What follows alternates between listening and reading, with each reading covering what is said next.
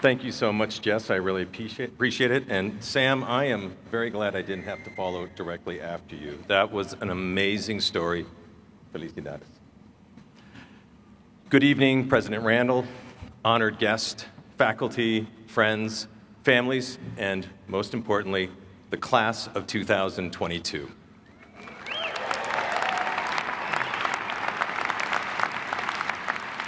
I am honored to be here tonight.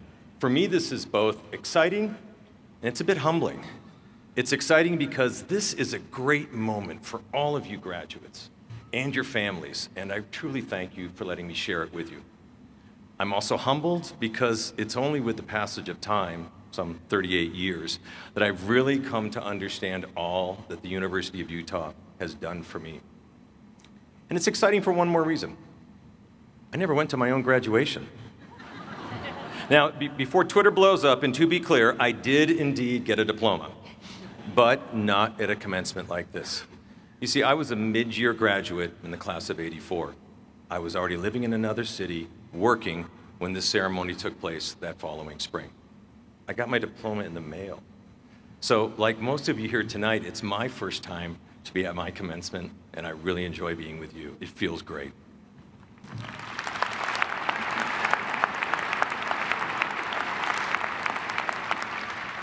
So my role today is to deliver the commencement address, and I think you know what that means.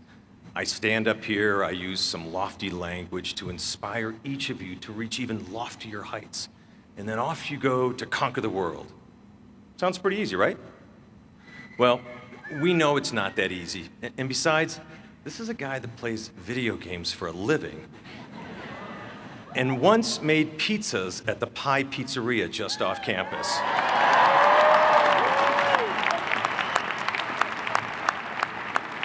So I've decided tonight's going to be a little different. So first, I'm going to ask you a question, and this is the audience participation moment, okay? How many of you graduates have ever played or are still playing a video game? Go ahead, raise your hands, let's see them up. Keep going, don't worry, your parents don't care anymore, you're graduating. Fantastic, I saw a pretty good number of folks out there. I even saw some parents kind of sneaking it up just a little bit. So with a lot of people here with video game experience, keep this in mind as I do this next thing. I am going to share a prediction about your future, all of your futures. Now, I realize I don't know many of you personally, but based on the experiences I've had since graduating from the U, my prediction is this: your life will be like a video game. Yep, it's that simple, a video game. Now, okay, you're probably thinking this, I get it. We've got a video game executive, and then he's got that name Bowser. But, some of you know what that means, but I truly mean it. This prediction comes from a lesson I learned right here on campus. It was my junior year. After classes, I walked over to the Union, planning to have some lunch and wind down with a little Space Invaders. But there was someone already playing, so I looked over and saw the next available cabinet. And yes, video games were in cabinets at that time. On screen was something completely new. There was this giant ape who had kidnapped a girl, and he was throwing barrels down on this little guy with a mustache who was trying to climb ladders to rescue her. The game was called Donkey Kong, and I decided to give it a shot. And what I discovered is a game that was all about trying to climb to higher levels despite all the obstacles that were being hurled at me. I loved it. You can ask my roommates. I was hooked. In fact, two of those roommates are here tonight, one with his daughter who is graduating. Congratulations to you, both Jim and Aaron. Now, today, video games take on so many more forms, and they're so much more sophisticated. There's role-playing, real-time strategy, fighting, FPS, MOBA, sports, and all kinds of other acronyms, and the list goes on. But regardless of your favorite type of game or genre, my prediction is your life is going to be like mine. You'll wind up with just like one kind of a game like Donkey Kong, a platformer. And just like Donkey Kong, you'll need to make all the right moves to keep climbing while avoiding the barrels along the way. And I can assure you, there will be barrels. But you'll learn how to clear them, and you'll develop new capabilities: when to jump, when to duck, when to hammer. And when you successfully reach the end of one challenge, you'll find another one waiting. And for everyone here that plays platforms, you know what that means. It's called leveling up. And in the process of leveling up, you grow, you gain new capabilities, and you reach even higher heights. Now, your college life has already taught you so much that I know you have what it takes to succeed. But with your video game life awaiting you, allow me to share some perspectives from a few levels of my own life, and maybe you'll have some similar experiences. Let's start with level 1, planning for the unplanned. I graduated with a degree in communications, but that wasn't really planned. The truth is, when I arrived at the U, I didn't set out looking for the College of Humanities or the communications department. My first year, I actually spent exploring through a number of possibilities: architecture, marketing, education. I wasn't ready to declare. I wanted and needed to learn more about myself. I was looking for that light switch moment when it all makes sense. And communications turned out to be that light switch for me. So I took my degree and off to my job, my first job with Proctor Gamble. For 10 years, my career was predetermined for me. I even had a notebook that described what I could expect each week for the first year that I was there. And then came a call asking if I would ever be interested in working internationally.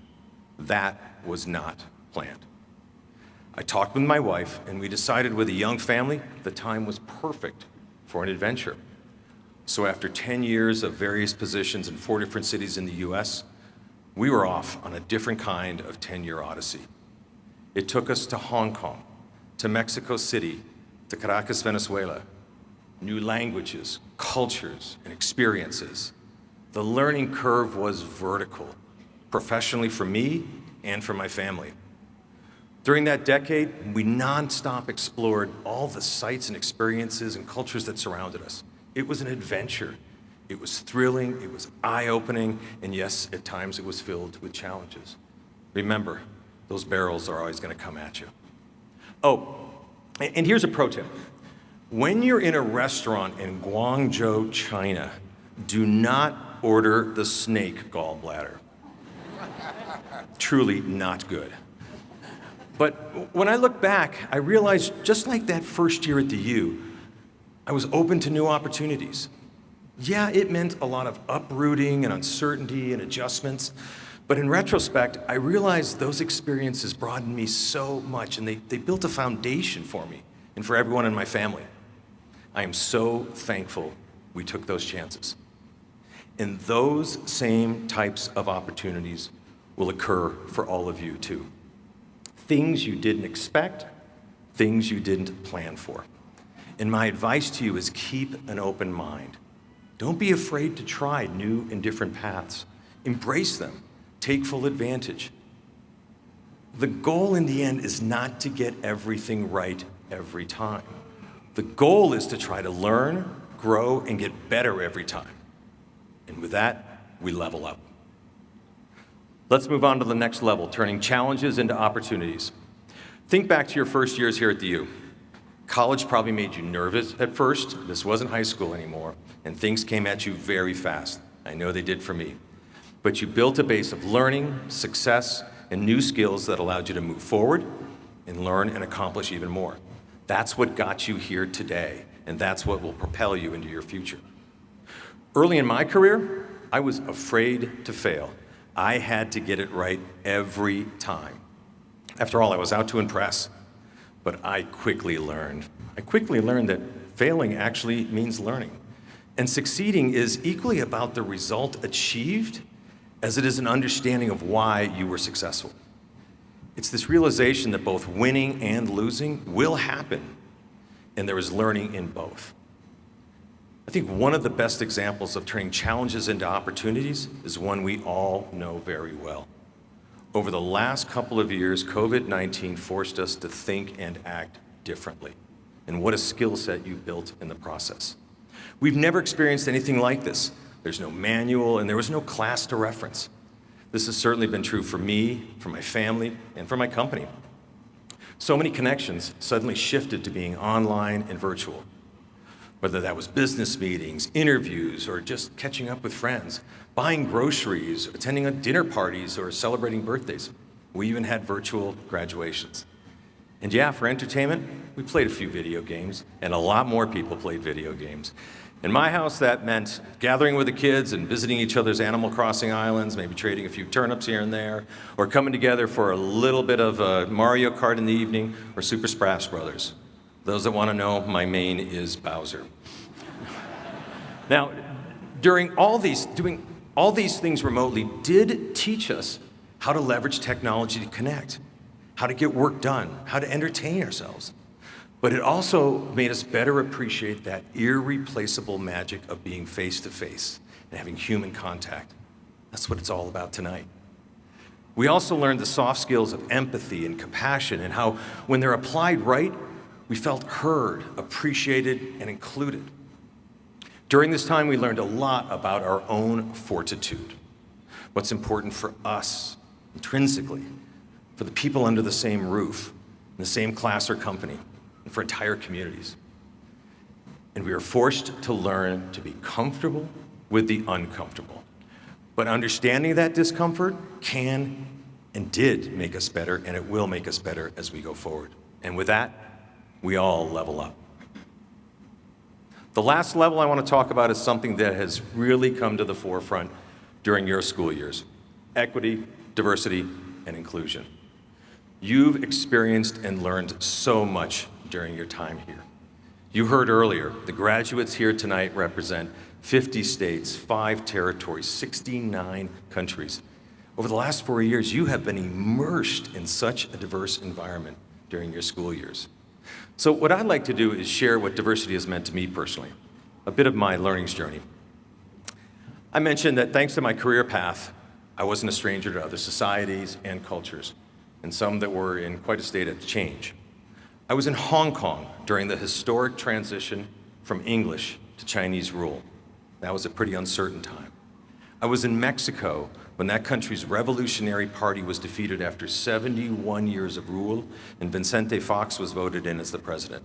It was an exciting time. And I was in Caracas, Venezuela, when the notorious Hugo Chavez came into power, and trust me, that was a turbulent time. I actually started to wonder if people thought maybe I was working for the CIA, because I wound up in the middle of so many overseas changes and conflicts. But anyone that knows me understands I'm way too transparent and I talk too much to be a spy. But my understanding of diversity really accelerated during that time I spent internationally. I saw the micro differences between cultures and religions and societies. And I saw the micro nuances and how different people and cultures have different ways of communicating, evaluating, even trusting. An anonymous Japanese author put it like this: diversity is not the acceptance of a different way of thinking. Rather, it's the acceptance of a world where different ways of thinking exist. But I had a lot to learn. I didn't know how to apply this understanding. For example, early in my career, I assumed the person at the top was there for a reason. They must know everything and innately understand how to handle every problem. But I started to doubt that when I began to assume more senior positions myself, including the role I'm in today. I often look in the mirror and say, what am I doing here? I don't have all the answers. But then I discovered who could provide more understanding, who could help me with those answers. It was the people around me. I was working with and on teams that were truly diverse in every way imaginable. They didn't see everything the way I did. Their perspectives on things, both inside and outside the company, came from places and experiences vastly different from my own. I remembered the line, "You're born with 2 ears, 2 eyes, but just 1 mouth." That's not a design flaw. So I listened, I sought to understand, and I observed. And what I found is listening to other voices, other points of view, made me better. I started making better decisions. We started making better, more informed decisions. The organization became more inclusive. There was a stronger sense of belonging, and our culture got stronger. And as all these things happened, we all leveled up. So now it's time for you to explore your own levels. But before I close, I'd like to provide a few humble pieces of advice, and okay, maybe one lofty thought. First, you've learned how to learn, unlearn, and learn again. Please don't stop. Stay curious. There is so much out there to see and experience. Second, while you may have carefully planned your path forward, the unplanned will happen. As Donkey Kong teaches us, there are both barrels and bananas, but there are also different ladders and different vines to climb. Accept the challenges. Keep pushing, reach higher. Third, listen to other people. Lyndon Johnson once said, "We're not learning while we're talking." And fourth, and this is perhaps the most important one for me personally, remember the essence of your life. I said it was like a video game. Video games are fun. Your life is supposed to be fun. Go out there and have some. The poet Maya Angelou put it this way, and I'll leave you with her thought. Remember that making a living is not the same as making a life. I wish you all the very best as you make your lives and as you explore your new and exciting levels. Game on. Congratulations, and thank you again for letting me spend time with you. Go Utes!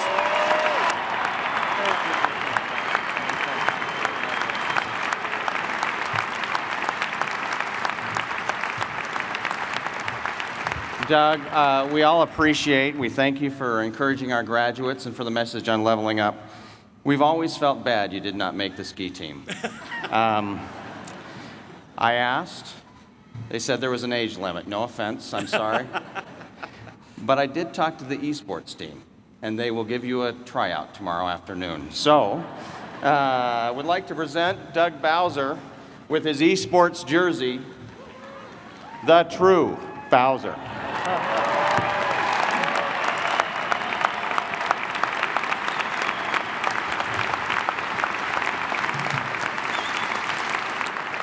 Doug is a remarkable example of what you can do with a University of Utah degree.